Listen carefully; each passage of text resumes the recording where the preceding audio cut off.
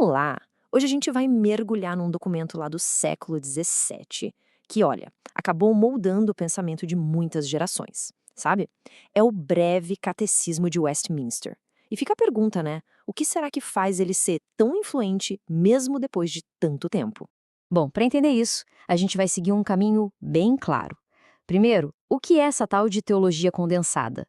Depois, por que defendem tanto o argumento pela memorização? Aí a gente vê o catecismo na prática, discute a relação entre credos e a Bíblia, e para fechar, vamos lá na origem de tudo, na Assembleia de Westminster.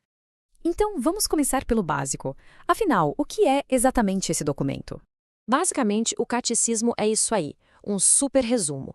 É como pegar as doutrinas principais da Bíblia e cristalizar tudo num formato bem direto, bem conciso mesmo. E o objetivo por trás disso é bem ambicioso, viu? A ideia é construir na mente da pessoa uma estrutura teológica completa e precisa, quase como se fosse um sistema operacional de crenças, algo para ser usado a vida inteira. Tá, mas por que esse foco todo em decorar? O que faz esse método de memorização ser tão valioso assim na visão dos seus defensores? A promessa é grande, benefícios que duram a vida toda. Vamos dar uma olhada em quais seriam essas vantagens de longo prazo.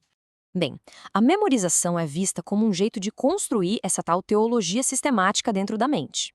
Isso acaba criando uma espécie de filtro, sabe? Uma lente bíblica que ajuda a pessoa a ter discernimento, a analisar as ideias que ela encontra por aí, e o resultado disso, segundo a fonte, é que rende ricos dividendos.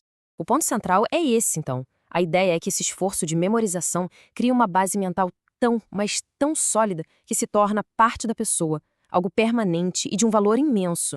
Isso tudo levanta uma questão bem prática, né? Como é que se consegue fazer uma memorização tão profunda assim? Qual é o método? O método que eles recomendam é um processo longo, com foco na família. A coisa começa cedo, com revisões todo dia e até o uso de incentivos para motivar a criançada. O objetivo final? Chegar na adolescência com o texto inteiro na ponta da língua. E essa insistência na precisão tem um motivo. É porque cada palavrinha, cada preposição, cada plural, tudo é visto como parte de uma formulação teológica pensada nos mínimos detalhes. A precisão na linguagem seria um reflexo da precisão na doutrina.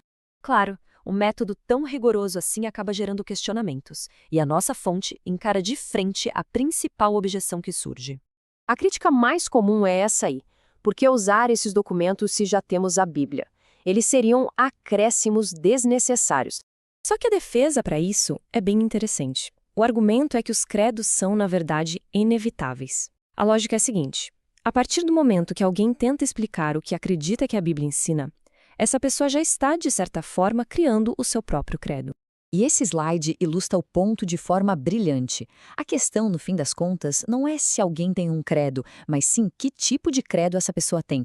É um credo formal, testado como o catecismo, ou um credo implícito, informal, baseado no que cada um acha? Essa é a grande diferença.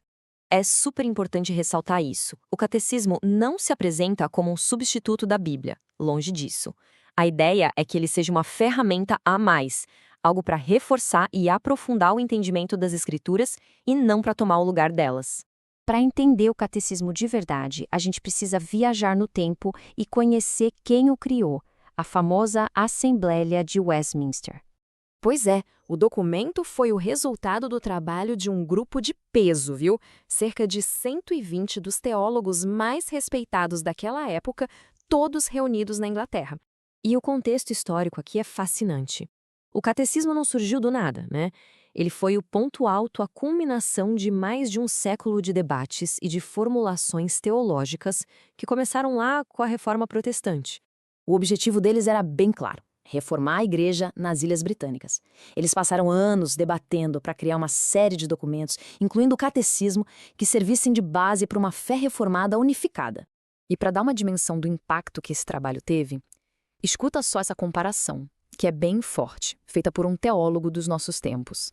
A mensagem aqui é poderosa. A crença é que esse pequeno documento é como um presente de valor incalculável, capaz de dar uma base teológica super profunda, mesmo para quem nunca teve uma educação formal.